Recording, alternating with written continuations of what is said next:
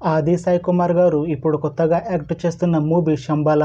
అయితే ఆది సాయి కుమార్ గారు ఈ శంబల మూవీకి ముందు లాస్ట్ యాక్ట్ చేసిన మూవీ షణ్ముఖ. అయితే ఈ షణ్ముఖ మూవీ ఈ మధ్య రిలీజ్ అయింది. అయితే షణ్ముఖ మూవీ రిలీజ్ అయ్యి అంత పెద్ద హిట్ మాత్రం అవ్వలేదు. అయితే ఆది సాయి కుమార్ గారు ఈ షణ్ముఖ మూవీ రిలీజ్ తర్వాత కాస్త టైం గ్యాప్ తీసుకొని ఇప్పుడు మళ్ళీ ఈ శంబల మూవీతో మన ముందుకు వస్తున్నారు ఆది సాయి కుమార్ గారు.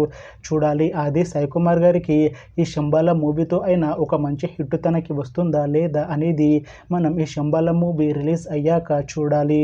అయితే శంబల మూవీలో హీరోయిన్గా యాక్ట్ చేస్తున్నారు అర్చన అయ్యర్ గారు.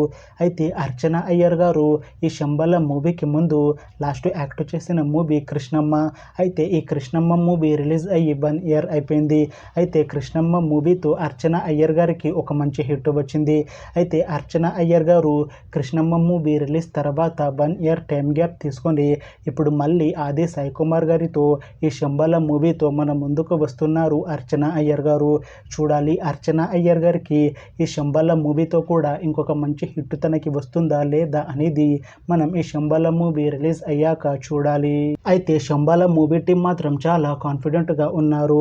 ఈ శంబల మూవీ మంచి హిట్ అవుతుంది అంటున్నారు మూవీ టీం.